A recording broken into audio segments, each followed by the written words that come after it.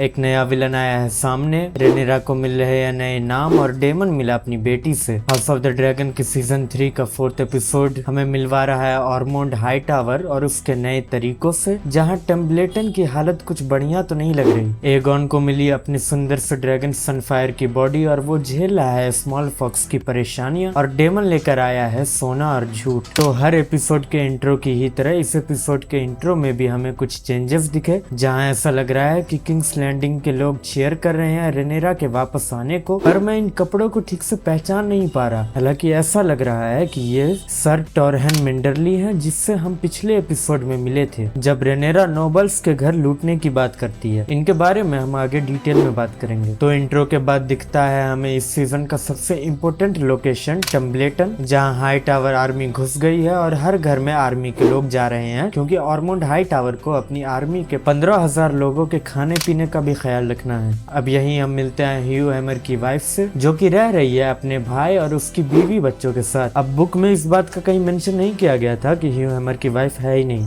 उसके टेम्पलेटन में रहने की बात तो अलग ही है। बुक का ह्यू हैमर एक ब्रूट बताया जाता था, जबकि यहाँ ह्यू हैमर एक परिवार वाला आदमी है, और ये टेम्पलेटन कनेक्शन ही ह्यू को ले जाता है रेनेरा के पास, ताकि वो उल्फ के साथ टेम्पलेटन जा सके। अब एपिसोड में आगे ह्यू की वाइफ और उसके भाई की बीवी के ऊपर हाई टावर आर्मी का आदमी असॉल्ट करता है। ये कुछ रीजंस काफी होने चाहिए ह्यू और उसके ड्रैगन वर्मी थॉर के गुस्से के लिए, पर इसके बारे में तो हमें आने वाले एपिसोड्स में ही पता चलेगा। वहीं उल्फ पर आए तो जैसा कि उल्फ ने पिछले एपिसोड में दिखाया था कि उसे टारगेरियन नाम चाहिए था, उससे पिछले एपिसोड में वो कैसल मिलने की बात करता है। तो इस एपिसोड में वो जाकर मिलता है अपने उन दोस्तों से जो उसे सीजन 2 में सर पर चढ़ाए घूमते थे कि उसमें टारगेरियन खून है। पर बात यह है कि उल्फ जब ड्रैगन क्लेम करने के लिए ड्रैगन स्टोन आया था तो उसे नहीं पता था कि ड्रैगन क्लेम हो जाने के बाद वो एक जॉब कर रहा होगा क्राउन के लिए। वो इसे एक मौका समझ रहा था कि उसे ड्रैगन मिलने के बाद टारगेरियन शान शौकत मिलेगी, उसे एक कैसल मिलेगा, खाने पीने की एक जगह होगी उसके और उसके दोस्तों के लिए, और उसे ऐसा लगेगा भी क्यों नहीं, उसने अपने पूरे जीवन सभी टारगेरियन प्रिंसेस को यही तो करते देखा है। जबकि उल्फ अब जब रेड कीप में आ चुका है तो उसको कहीं ना कहीं एक जॉब तो मिल ही गई, पर उसके साथ साथ उसे यहाँ बेइज्जती भी मिल रही है समय समय पर उसका रेनेरा को बताना कि किसी ने दीवार पर क्वीन ऑफ बास्टर्ड्स लिखा है, ये चीज रेनेरा के लिए ही बैकफायर करेगी आगे जाकर, क्योंकि इसकी वजह से रेनेरा ने अपनी पुलिस गोल्ड क्लोक्स को आगे भेज दिया है, जहाँ किंग्स लैंडिंग अब विटनेस कर रहा है पुलिस ब्रूटैलिटी को। अब ये जो रिएक्शन रहा रेनेरा का, इसके हिंट्स पहले सीजन में ही हमें दिखा दिए गए थे। जब छोटी रेनेरा डेमन के साथ किंग्स लैंडिंग जाती है तो वो देखती है कि स्मॉल फॉक्स का क्या रिएक्शन है उसके आयर चुनने के ऊपर, और वो वहाँ डेमन को बोलती भी है कि स्मॉल फॉक्स क्या सोचते हैं इसकी किसी को नहीं पड़ी। जबकि यहाँ इस एपिसोड में दिख रहा है कि रेनेरा को फर्क पड़ता है, लेकिन इस फर्क का असर आगे रेनेरा पर ही होगा। दूसरी तरफ टम्बलेटन और उसके कैसल पर लॉर्ड ऑर्मोंड हाई टावर ने पकड़ बना ली है, जहाँ टम्बलेटन के लॉर्ड और लेडी फुटली ऑर्मोंड से कह भी रहे हैं कि टम्बलेटन एक मार्केट टाउन है जो सिर्फ ट्रेड के लिए जाना जाता है। वो लोग इसीलिए इस उम्मीद में नहीं थे कि उन्हें वॉर में घसीटा जाएगा, और यही बात रेना भी कहती है पिछले एपिसोड में कि हाई टावर्स टम्बलेटन पर कब्जा क्यों करेंगे। टम्बलेटन के पास कोई आर्मी थोड़ी है जिससे वो लोग आगे वॉर लड़ सके। अब इसका एक ही मतलब है, और वो है कि ऑर्मोंड हाई टावर चाहता है कि रेनेरा अपने ड्रैगन्स टम्बलेटन भेजे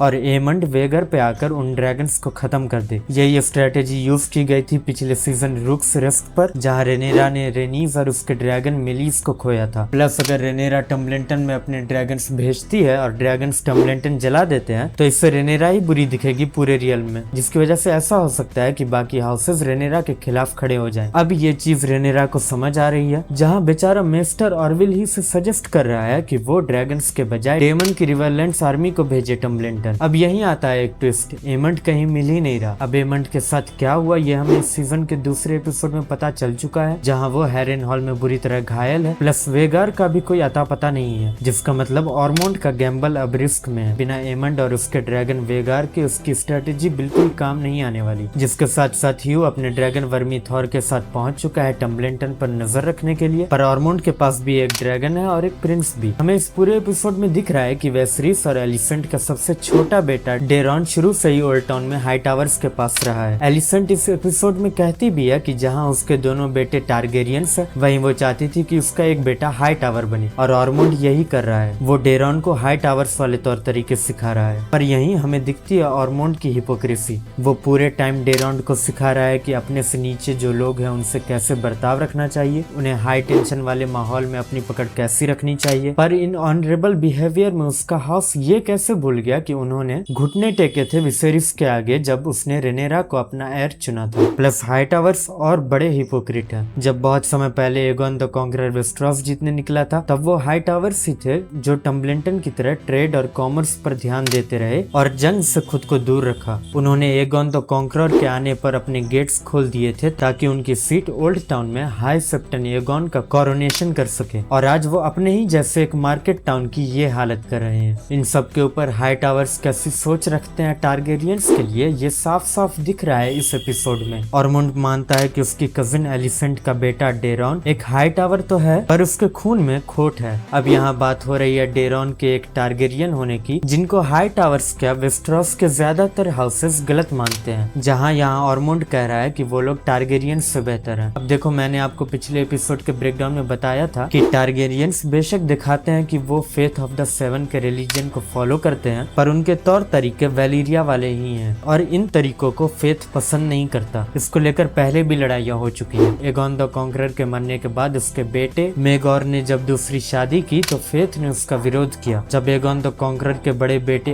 एनिस टारगेरियन ने अपने बेटे बेटे की शादी वेलेरियन रीति रिवाजों के हिसाब से की तब भी फेथ और आयरन थ्रोन के बीच कलेश शुरू हो गए जो मेगोर ने डील करने की कोशिश की कत्लेआम मचाकर। इसलिए वेस्टरॉस के कई हाउसेस का मुंह बना रहता है टारगेरियन को लेकर। प्लस टारगेरियंस को माना जाता है बाहर से आए हुए घुसपैठिए जिन्होंने आते ही अपने ड्रैगन से सबके घुटने टिकवा दिए। तो ये ऐसा है कि आपके सालों पुराने ग्रुप में कोई नया बंदा आकर जोर जबरदस्ती से उसका लीडर बन गया और अब सबका मुंह बना हुआ है। एगोन द कॉन्करर ने किसी को अपने ड्रीम के बारे में थोड़ी बताया है कि उसके रियल्म को जोड़ने के पीछे उसका ड्रीम है कि नॉर्थ से आने वाली मुसीबत के लिए पूरे वेस्टरॉस का एक होना जरूरी है। इन सब के ऊपर बाकी रियल्म का टारगेरियंस को सैवेज बोलना आपने यहाँ night of the seven kingdoms में भी नोटिस किया होगा, जहाँ लियोनेल ब्रेथियन और लेमन फॉसवे भी टारगेरियंस को लेकर अपनी सोच सामने रखते हैं। हालांकि वापस आए डेरॉन पर तो उसको देखकर लग रहा है कि वो हाइटावर्स के तौर तरीके भी अच्छे से सीख रहा है और बेचारा अपने टारगेरियन रूट्स के साथ अपने ड्रैगन टिज़ेरियन से भी बहुत प्यार करता है। अब आते हैं एगोन पर। एगोन लैरिस के साथ पहुंच गया है रूक्सरेस, जहाँ उसके ड्रैगन सनफायर, मेलीज और वेगार के बीच लड़ाई हुई थी, जहाँ उससे मिलती है बॉडी उसके ड्रैगन सनफायर की। अब आप नोटिस करोगे कि सनफायर की बॉडी डीके नहीं हो रही क्योंकि आगे हमें मेलीज की भी बॉडी दिखी जो कि साफ दिख रहा है कि डीके हो रही है। प्लस एगोन खुद सनफायर को पकड़कर कह रहा है कि उसका ड्रैगन जिंदा है, हालांकि वो अपने आप को एक्सपोज नहीं कर सकता। अब इस एपिसोड में आपको ये तो क्लियरली दिखा होगा कि एगोन अपने ड्रैगन सनफायर से बहुत प्यार करता है और न ही सिर्फ वो सनफायर से प्यार करता है बल्कि एगोन की सनफायर पर जैसी पकड़ है वैसी अच्छों की अपने ड्रैगन पर नहीं है। हमें सीजन 2 के एपिसोड 4 में दिखाता कि गधे एगोन को तो हाई वेलेरियन तक नहीं आती। प्लस सीजन 1 के एपिसोड 6 में ड्रैगन कीपर खुद जैसे एमंड से कहता है कि उसे अपने ड्रैगन पर वैसी ही मास्टरी बनानी पड़ेगी जैसे कि एगोन की है सनफायर पर, जिसका मतलब एगोन बिना हाई वेलेरियन के अपने ड्रैगन को कंट्रोल करने में मास्टर था। सोचो एमंड को हाई वेलेरियन आते हुए भी उसकी अपने ड्रैगन पर पूरी मास्टरी नहीं है। फिलहाल के लिए एगोन अपने ड्रैगन के पास रूक्सरेस्ट में ही काम धंधा कर रहा है। प्लस ऐसा लग रहा है कि एगोन स्मॉल फॉक्स पर भी ध्यान दे रहा है। वो रूक्सरेस्ट के पास देखता है एक बच्चे को सोल्जर्स की डेड बॉडीज को लूटते हुए। वो सवाल उठाता है रूक्सरेस्ट पर कि वो भूखा है, लोग भूखे हैं और उसे समझ आ रहा है कि वॉर जैसी सिचुएशन कितनी मुश्किलें पैदा करती हैं सबके लिए। पर वहीं रेनेरा दूसरी तरफ रियल में परेशानी खड़ी कर रही है। उसने पिछले एपिसोड में नोबल्स को लूटकर गरीबों का पेट भरा पर उसके पास उतने कॉइंस है ही नहीं आने वाले टाइम में सबका पेट भरने के लिए। जैसा कि मैंने अभी थोड़ी देर पहले ही बताया था कि उसकी साइड से पुलिस की ब्रूटैलिटी तक हो गई है यहाँ। और तो और टम्बलिंटन में वो कैसे हराएगी ऑरमोंड को जब उसने अपनी पूरी आर्मी को फैला रखा है एक एक घर में। इन सब के ऊपर उसका हैंड जो कि उसकी मदद करता है रियल पर पकड़ बनाने में, वो खुद उससे गुस्सा है क्योंकि उसके नाजायज बेटों को जायज नहीं बनाया रेनेरा ने। यानी कि जहाँ एगोन दूसरी तरफ लोगों की मुश्किलें ऑन ग्राउंड समझ रहा है, वहीं यहाँ रेनेरा की मुश्किलें रेड कीप में बढ़ती जा रही है। यहीं ऑरवाइल को स्मॉल काउंसिल में वापस बिठा लिया रेनेरा ने और मिजेरिया के कहने पे एक नया मास्टर ऑफ कॉइन बनाया गया है और वो बना है टॉरहेन मेंडरली। अब देखो बुक में भी ऐसा ही होता है, एक मास्टर ऑफ कॉइन आता है इस मुश्किल घड़ी में जहाँ वो होता है लॉर्ड बेल्टिमॉस सेल्टिगार, जिसे रेनेरा ड्रैगन स्टोन पर ही छोड़ाई थी। अभी यहाँ टॉरहेन मेंडली कोई छोटा मोटा आदमी नहीं है बल्कि बहुत इंपॉर्टेंट आदमी है, पर ऐसा लग रहा है कि सर मेंडली का आर्क अभी से ही शुरू हो चुका है। हालांकि अभी इस मास्टर ऑफ कॉइन को और टैक्सेस लगाने होंगे सब कुछ चलाने के लिए, जिसका मतलब रेनेरा के लिए मुसीबतें और बढ़ने वाली है। हालांकि एलिन ऑफ हल अभी भी नाजायज होते हुए रेनेरा के साथ ही है, जहाँ जब उसने सजेस्ट किया कि रेड कीप के चूहों को भगाने के लिए कैट्स को लाना चाहिए। उसके बाद उसको रेनेरा ने अपने स्मॉल काउंसिल में बिठा लिया। हालांकि बुक्स में बिल्लियों को लाने का आइडिया खुद ऑटो का था जब ब्लड एंड चीज के इवेंट्स हुए थे। इन सब के ऊपर रेनेरा एलन को दिखाती है सीजन 1 का इंट्रो यानी विसेरिस के ओल्ड वेलेरिया का लेगो सेट। अब एक बहुत बढ़िया बात रेनेरा बोलती है कि विसेरिस ओल्ड वेलेरिया का रिक्रिएशन बना रहा था खुद को याद दिलाने के लिए कि एक महान साम्राज्य भी बर्बाद हो सकता है। अब जहाँ रेनेरा खुद डांस ऑफ द ड्रैगन्स के बीच में है तो उसे अपने पिता के ताज का वजन तो फील हो ही रहा होगा। प्लस एक वजन फेथ का भी है जिसके बारे में मिस्टर ओरेविल समझाता है कि फेथ की अपनी ही पकड़ है लोगों पर। मैंने आपको पिछले एपिसोड में समझाया था रेनेरा की बैक टू बैक प्रॉब्लम्स के बारे में। वो सारे प्रॉब्लम्स अब धीरे धीरे एक नया शेप ले रहे हैं। इन सब के ऊपर रेनेरा को अपने बेटे के मौत का बदला भी ठीक से नहीं मिल रहा। इसी बात पर बात करते हैं डेमन की। डेमन जाता है वेल कॉइन्स लेने लेडी जेन एरिन से। अब वहाँ कोरेक्सिस भी सेंस करता है उसकी बेटी को और उसे ले जाता है उसके पास।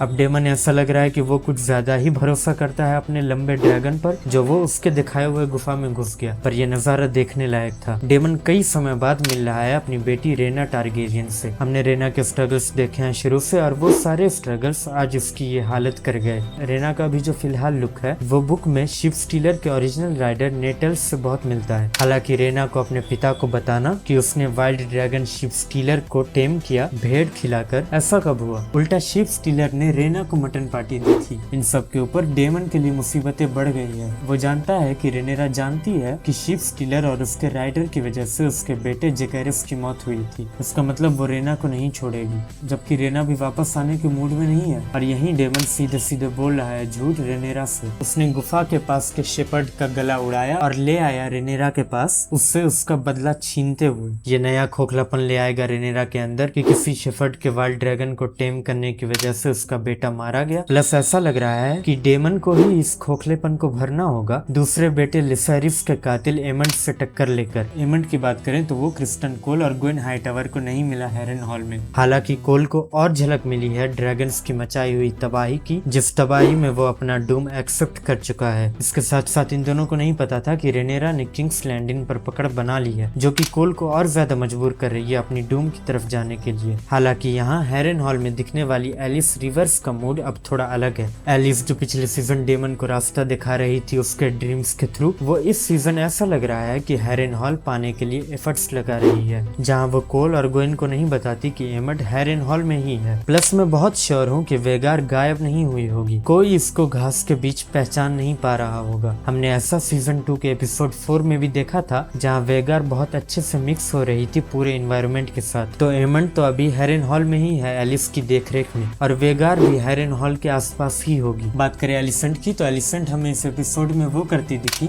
जो वो पहले सीजन में करती दिखी थी, मतलब अपने नाखून स्क्रैच करना। और ऐसा वो करती है टेंशन में। उसे टेंशन है कि अब डेरॉन का क्या होगा जब ऑर्मोंड ने फेक डेरॉन को भेजकर रेनेरा को बेवकूफ बना दिया है। प्लस टम्बलेटन पर पकड़ बनाने के बाद रेनेरा अब किसी भी हाल में उसके बेटे को नहीं छोड़ने वाली। हालांकि इसके भी ऊपर एक और प्रॉब्लम आ गई है एलिसेंट के आगे। हेलेना प्रेग्नेंट है। अब ये थोड़ा शॉकिंग है पर इसका सेंस बनता है। ऑब्वियसली ये बच्चा एगोन का ही होगा, क्योंकि आपको लगेगा नहीं लेकिन विसेरिस के मरने के बाद ज्यादा टाइम हुआ नहीं है। यहाँ हर बड़ा इवेंट लिटरली हर दूसरे दिन होता जा रहा है, तो इसीलिए हेलेना प्रेग्नेंट हो सकती है। पर ये मुसीबत है क्योंकि हेलेना अगर एक और बेटे को जन्म देती है तो वो बेटा रेनेरा के लिए डायरेक्ट चैलेंज बन जाएगा और चांसेस कम है कि रेनेरा इसके प्रति दया दिखाए। अब ये कहीं ना कहीं बुक एक्यूरेसी की तरफ भी जा रहा है। बुक में एगोन के 3 बच्चे होते हैं, जहरिस, जहेरा और मेलॉर, जबकि हमें जहरिस और जहेरा ही दिखे हैं। और अब शायद हेलेना का तीसरा बच्चा होगा मेलॉर, जिसका फ्यूचर खतरे में हो सकता है। वापस आए ऑर्मोंड पर तो ये क्लियर है कि ऑर्मोंड अब खुद राजा बनने के ख्वाब देख रहा है, डेरॉन को सर पर चढ़ाकर और उसे एक पपेट किंग की तरह एस्टेब्लिश करके। पर देखना यह है कि बिना वेगार के उसके अरमान कितने पूरे होते हैं और डेरॉन का इस सब में क्या रोल होगा। क्या वो आने वाले बैटल में हाईटावर वाले ट्रेड्स दिखाएगा या टारगेरियन वाले? अभी एक एनालिसिस भी है डेरॉन को लेकर कि बेचारे डेरॉन के साथ वही हो रहा है जो उसकी माँ एलिसेंट के साथ हुआ। उन्हें रियल्म के प्रति अपनी ड्यूटी याद कराई जा रही है, पर जो ऐसा कर रहे हैं उन्हें इनकी नहीं बल्कि अपने एम्बिशंस की पड़ी है, और ऐसे में उन्हें कुछ नहीं मिलेगा। ये बस रियल्म और ड्यूटी के बीच फंस कर रह जाएंगे, जिससे आप अभी ऑब्वियसली देख सकते हो कि यहाँ बड़े विलन्स इमर्ज होकर आ रहे हैं। ऑर्मोंड हाईटावर, इसके साथ साथ जल्दी से इसकी तलवार की भी बात कर लेते हैं। ऑर्मोंड जो तलवार टेबल पर जोर जोर से मारता है और एपिसोड के एंड में डेरॉन को देता है ह्यू हैमर के साले को मारने के लिए, वो है विलेरियन स्टील विजिलेंस, जिसके साथ साथ जो ऑर्मोंड के साथ बोल्ड जॉन दिख रहा है, उसके पास है विलेरियन स्टील और फिन मेकर। ये दोनों लॉन्ग स्वॉर्ड्स हैं।